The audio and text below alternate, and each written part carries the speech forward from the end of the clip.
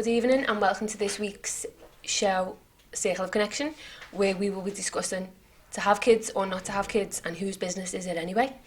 First and foremost, let's go around the room and let each one of us introduce ourselves, starting with you, Anna. Yeah, my name is Anna, I'm 26 and I don't have any children. I've been with my boyfriend for 3 years and children isn't something that usually comes up in conversation.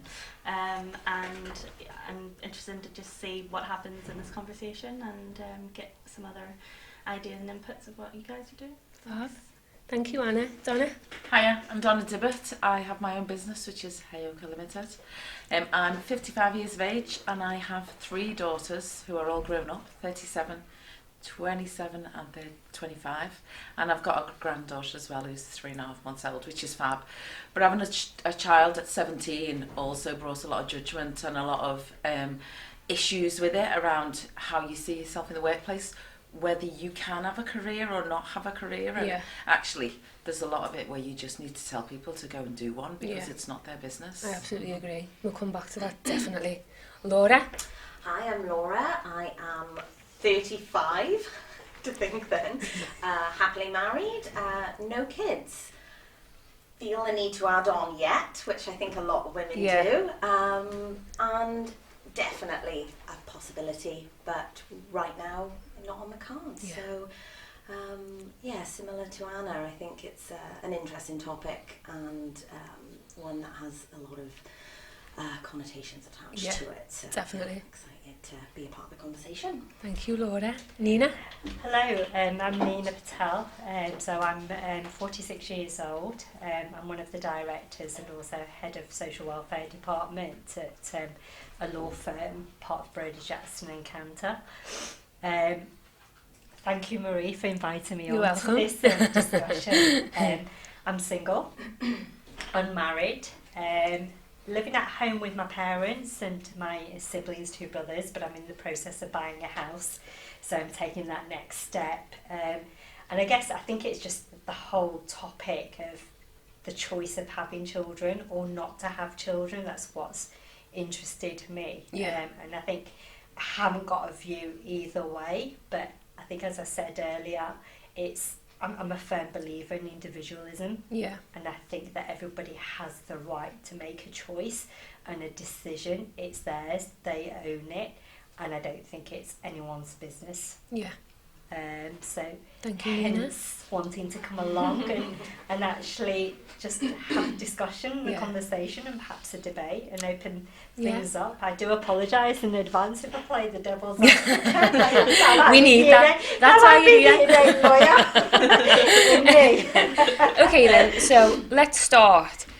I've got a friend and her decision is to not have kids, and she is in her 40s actually. And this has been her decision since about the age of 20. And she has told me on numerous occasions that since she was 20 and has said that, there's always been that, oh, you'll change your mind. Now, 20 years later, she has not changed her mind. She's as clear as ever. She said to me something that was really interesting. When people ask her, are you going to have kids? She said it's the equivalent of asking someone, did you have sex last night? Now, I'd like to hear your perspectives on that. Because I get it, you know what I mean? I feel it, and I'm thinking, yeah, you've got a point, it is that personal. Like, would you say that to someone? If not, why would you say to someone, are you going to have kids? Do you plan to have kids? Or give them that kind of, oh, haven't you? It's like, what if it's by choice? Do you know what I mean? So he wants to start on that. Come on. So it's such a loaded question, isn't it? And we use it as small talk. And I think the hardest thing often is it's usually friends and family who ask the question and they have the best intentions, right? So your response, if you say what you really want to say, often you become the bad guy, or you make an already awkward situation just a different awkward situation. So more often than not, we just go along with it and sort of nod or make people feel at ease in that situation and to get ourselves out of the situation as quickly as possible. But it is a deeply personal question, And I don't know what the right approach is to sort of draw boundaries and say, actually, I find that quite inappropriate. Because, like I said, you're creating a different awkward situation then, and I think a lot of people just would rather they suffer than the other person suffer. Yeah. Perpetuates the cycle a little bit, really, doesn't it? Yeah. It's just not on to ask someone that. Yeah. I mean, really, get over yourself. Yeah. No. I agree. But on what level is it okay to say to somebody, you know, what were you up to last night? You know, the nudge, nudge, wink, wink. Yeah. Actually, that's... Look at Trump. We all laugh at his behaviour. Yeah. And yet, to It's a so certain extent, inappropriate. it's a watered-down version of that. Mm-hmm. And then it's the whole, if you do get pregnant, then everybody's questions and prying into stuff, which is, you know, it's not fair. And for me, it's a reflection of society and the male dominant side of it, because there's fellas, like, their behaviour sexually is applauded. Women do the same thing and it's not applauded. So when when a woman gets pregnant, it's like, whoa, well done, mate. Yeah. You know, and you think, well done for It's what? like an occasion. Yeah. You know, it's just no. Yeah, I know what you mean. It does feel like that. Yeah. I think for a woman as well, so we have women who get pregnant in their teenage years, like my mum did, 16 years old, you know what I mean? And this is back in this would have been 70s, late 60s, and I just think to myself, in those days, teenagers were judged for becoming pregnant, and that's still happening today. I think it's more common in this day and age for women to be vocal and admit, I don't want kids out of choice, that's my choice. But then what about those women who don't have kids or haven't got pregnant because it's being taken from them as a choice? What about that? So when you ask that woman, are you ready for what she can potentially, you know, give you for a response? Because it might not be just out of choice. And again, the question is putting the discomfort on that woman who has much bigger, you know, things going on, why she can't have kids maybe. So, you know, how do we gauge that? It's like best just to understand the personal sense of the question and not go there. Yeah, I think there's time and a place for asking those kind of questions. You know, if you get casual office conversation, it's not really appropriate because obviously there's some emotion attached, whether, you know, again, you've had that choice or you haven't had the choice. And I think I am on the same kind of level as your friend, really. Yeah. You know, since I was a teenager, never really had any inkling to have children. You know, and as time goes on, you know, family, so is it something that you'll think of? Questions probably still a no. But I think also the expectation from people who already have kids, I find that that's also there, because if they have a positive experience providing their children, you know, having their children, then that's kind of imposed a little bit. And I, in some occasions, have actually said, no, I don't plan on having children, and then there's a bit of an awkward silence because some people can't handle that response, and then it kind of brings up, well, if you don't want to have children, is there something wrong with you? Like, why do you not have that maternal natural instinct, which some women advocate, which is fine, you know, everyone has their own take on these kind of things. But again, I think, as you said, people need to be prepared for those reactions, because they might, again, it's just such a sensitive topic for both people involved. I agree, definitely. So, again, I think there's definitely a time and a place for those kind of questions. But it's our information, isn't it? And I always think the information owner is the one who makes the choice about what they do with that information. Yeah. It's not for others to then glean that out of you. Whatever information is private and personal to me, whatever that might be, you don't walk up to someone and say, what, have you got any bank account then? You wouldn't ask somebody that question. You wouldn't. There's so many topics that you just don't go there about.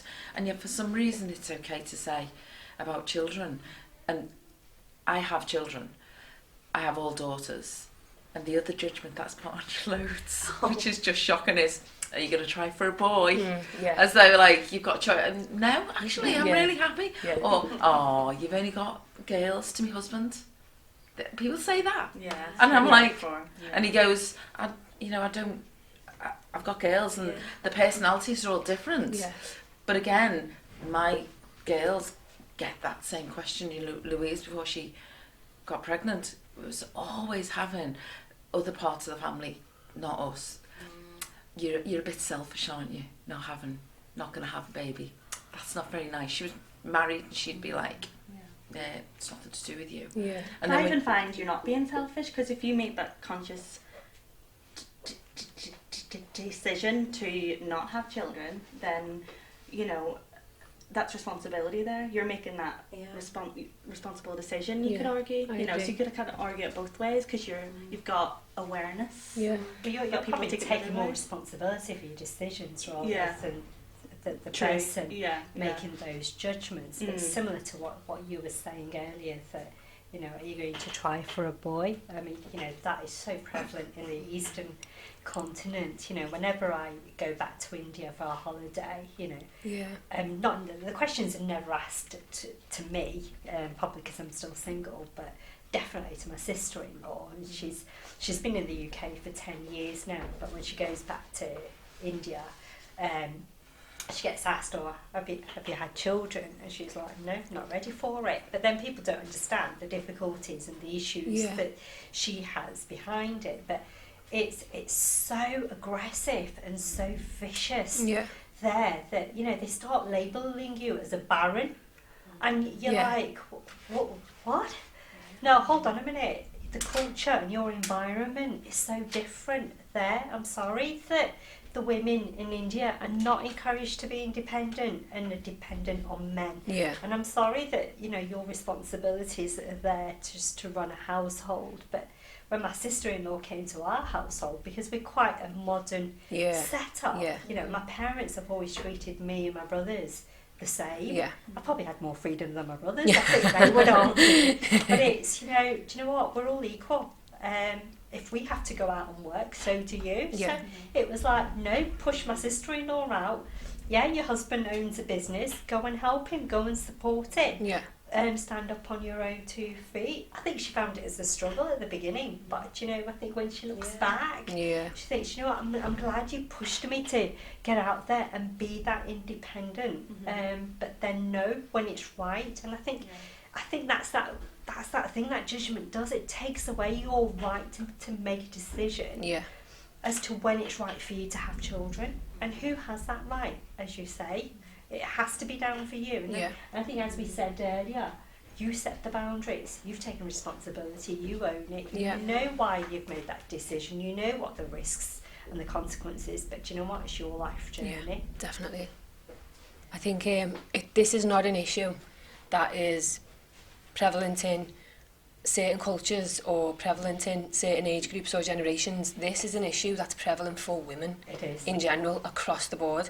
All women are faced with the pressure and the stigma attached to either not having, or having too young, or having two different fathers, or having to, do you know what I mean? So it's like a woman is judged no matter what she does, no matter what generation she's from, no matter what culture that she's from, no matter what.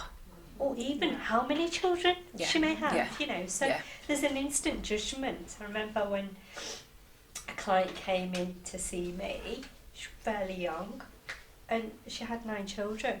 And there was a colleague that made an instant judgment. And I think my response was, none of our business, mate. Yeah. That's her. I love it. That's her setup, it's her decision. What's it to do with us? We're here to provide some legal advice. Yeah. But there's also that judgment, if you, even in this day and age, because, you know, women are getting married later, having children later. The cost of raising a child is also so expensive. Yeah. So, you know, as a modern family setup, people are having 2 children, 3 children max, but there are numerous families out there, even now, that have about 9, 10, 11 children. But who are we to pass judgments on that? Exactly. It is that. I think sometimes as well, we're not passing judgment. It's so built in, we don't even know we're doing it. And I say we because I've absolutely been guilty of it. Yeah, me too. You know? I'd say my teens and 20s, definitely. I mean, I was saying earlier, I was out with a friend a few months ago, and I went to get her a drink, and she said she was on a soft drink, and I raised the eyebrow. I gave her a look, like, oh, why are you not drinking? And I went to the bar, and I came back, and I'm so sorry. I am so sorry that I did that. I mean, she's a good friend, and she was just fine with it, but we're it's a habit. It's ingrained, isn't it? And I think conversations like this are really good, because I think the more we make it not a taboo subject, the better. Yeah, I agree. But equally, why should we be having this conversation? Yeah, why should we need to? Why is it something that needs to be raised and needs to be put out in the forefront? It should be one of those things where it's not even thought of, because woman can do what she wants, when she wants, with who she wants, if she wants. And if she doesn't... But in truth, we can't, can we? It's so true. Every step is judged. There's so much and everyone judgment. has an opinion Yeah. on our lives. And so what we do is, if we're not as empowered as others, or as aware of ourselves as others, we may well end up living our lives and taking our next steps in accordance with what we know will come from the judging perspective, whether it be from our parents or our siblings or people in the office, or even just, the neighbour. Yeah. We will always think about, what are people going to think of me if I do that? That's what we need to drop. So do you know what my view on that is? Whatever choices you make, someone's going to have a go at you. Mm-hmm. Someone's going to pick at you. Yeah. So you may as well do what you want to do. Yeah. Because if you have kids, someone picks on you. If you don't have kids, someone's like tutting and having their face. Yeah. If you have kids and they're all girls, someone tuts that you've not had a boy. My husband, after we'd had our third, went and had a vasectomy. I'd had troublesome pregnancies, and he had, and afterwards he said, right, we're not doing this again.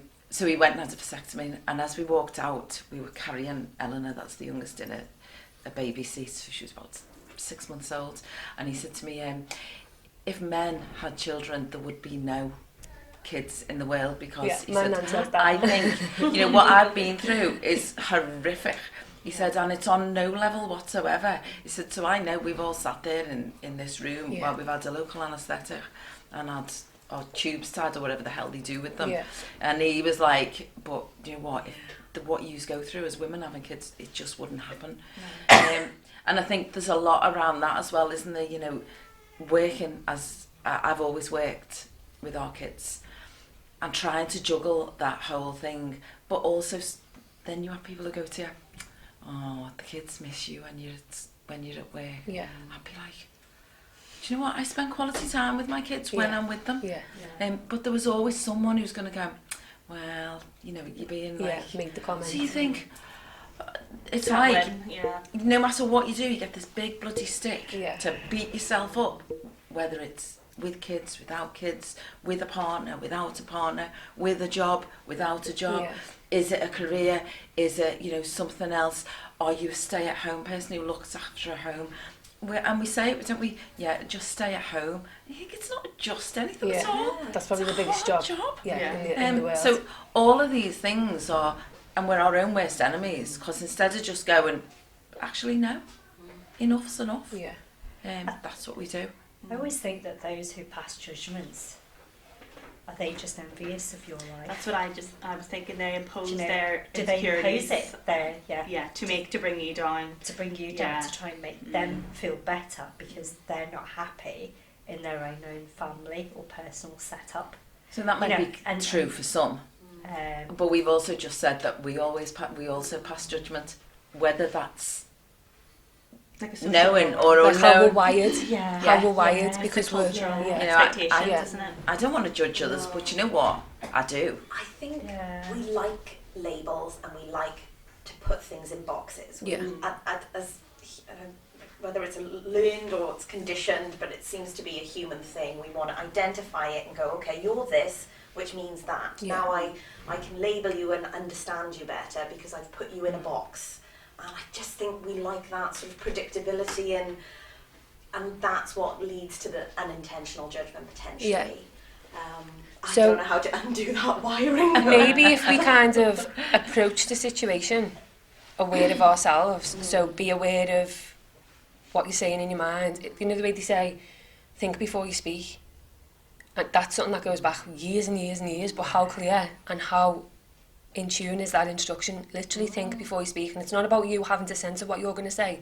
Have your view, have your opinion, but the censoring comes from the view of consider if this is necessary for you to say in anything in your life.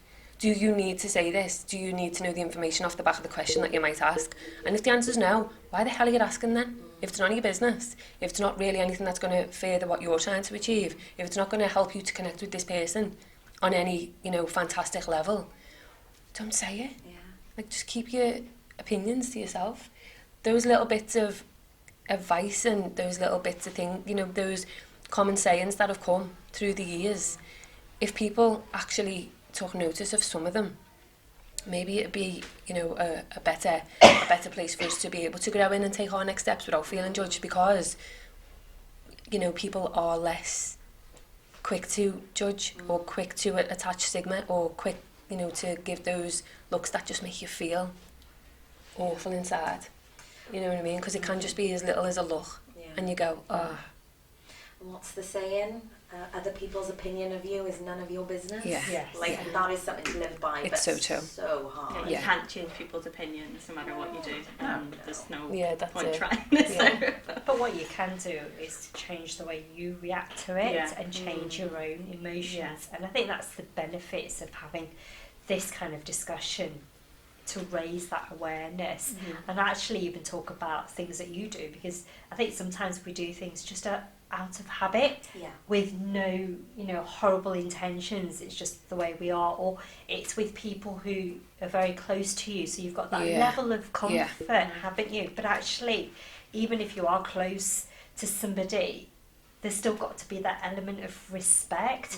So if you are close, I would never ever ask a close friend who I know has made a decision for whatever reason that they've had children. I'd never go back and ask them, oh, are you okay? Have you had children before? Because I think if you're close and you really take me for what I am, you'll understand my position and you won't ask it. Yeah, I don't have to justify myself. And that's why I think, well, those that keep prodding and poking are the ones that trying to get a reaction. Are they the ones that are trying to impose their own insecurities and their own jealousies and their envious? Because somebody who's really close to you and supportive isn't going to do that. They're going to have your back no matter what decision you make. Yeah. I know from my perspective, as a true friend, I'd probably question their decision just to make sure that they're comfortable with it and they've not done it spontaneously and not thought it through. But if they have, then as a true friend, you respect it and you let it go. And then it's their life, their decision. They'll deal with whatever comes with it. You can only be there as a supporting mechanism. So I think if you've got that view, for me, I have that expectation from others, and if not, then on your bike. There's the door, go. Because you just don't need it. There's just so much pressures and stress and other things that you've got to deal with. Why do you need to deal with that? Yeah, it's so true. And it's creating it, isn't it, for those coming next.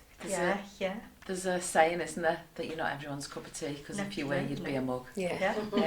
Which I think is quite true. And having children and bringing them up, I'm quite feisty, I'm quite opinionated. And so when I've been in the working environment, I talk about my family a fair bit, because for me they're an extension of me. And I'll say sometimes my daughters, are a bit feisty and people will go, where do you get it from? And I'm like, and I'm glad that they own who they are. I'm glad that they've got, a strength of opinion and understand who they are and what they want and are able to stand up and justify it. And I hope my granddaughter will be the same, that she has the ability to own who she is with all the pressures that go on. They can still be clear on what they are, what they want, and make decisions based on what is right for them in that moment, and know that they listen to others. I think our ability to listen at a level which isn't just where are you going on holiday? Oh, I went there last year. And over talk, and so hear what people say, hear the inside reverberations of who they are, and try to be empathetic with Yeah, them, yeah. empathetic with them, Yeah. so that we're alongside them and supportive instead of judgmental. Yeah. Yeah. I think the judgment aspect is such a crippling part of things today. It really does hold people back. If we stop judging and if we stop allowing judgment to affect us, so that maybe one would lead to the end of the other. So if you don't care about being judged, so if we're empowered enough to know, or we're educated enough to know that other people's opinions don't matter, other people's judgment, it's not your reality, you know, that kind of stuff, will that eventually lead to the end of judgment anyway? So which is first? The fact that you're bothered by it, so we need to fix that, or get people to stop doing it. Do you know what I mean? It's a knock-on effect. So if you know that you don't care if you are judged, would that lead to you not being judgy? So if we had, do you know what I mean? I feel like this is almost like if a tree falls in the forest. Yes, yes. It's like, which came first, the egg or the chicken, do you know what I mean? Because if you're not bothered by it, does it even exist to you? Yeah. I think from my experience, I mean, as I said earlier, quite from a young age, I made the decision that I wanted a career. Yeah. I didn't want to follow the traditional route Yeah. of getting married, having children, Yeah. and being dependent. And knowing that my parents were both quite independent and business owners and working on their own 2 feet. So it was the support that I had from my father that, you know, when extended family would come to them, Yeah. why aren't you getting your daughter married off? His response was always, my daughter wants a career. I love So, that. you know, if I that's love what that. she wants to do, I'm going to let her do it. Yeah. She'll get married when she meets the right person. That's her decision. It's got nothing to do with you or anybody else. Yeah. You know, if that's what you want for your children, good luck to you and I'll support you. But you know what? He literally backed it off. Yeah. And I think that gives you that confidence Yeah. to be able to be comfortable in your own decision. Yeah. And then I think throughout all that, I also respected, you know, my external family's opinions and to some extent some judgment. But I think if you stay solid and you stay centred and you hold your own, the judgment starts to fade Yeah. because they realise that it's not having an effect on you. Yeah. And that actually she's still going off doing her own Yeah. thing. Yeah. And okay, as I said earlier, I still go out to community events. I still get dolled up. I still make love an it. effort. I still make an effort. People don't think I'm 46 years old. Yeah, They think I'm yeah. about 25. And it's quite flattering when younger guys come and on you. Go, Nina. I know. And I think, you know, and I think, well, I don't need a man Yeah. to be happy. Yeah. Yes, I want children, but it's not happened. But I'm not going to let it hold me back. Yeah.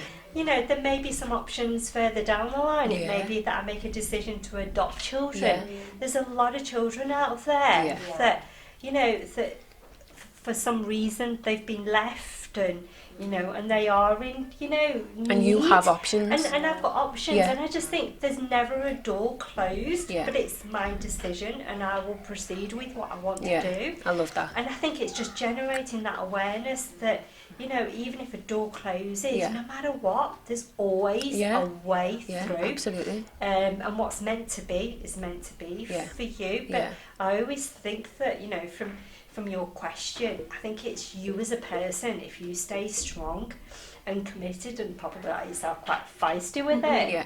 people will just start to, they'll Just point us stop. off, They doesn't it? will Yeah. stop because they'll find something else to go off. It's so true.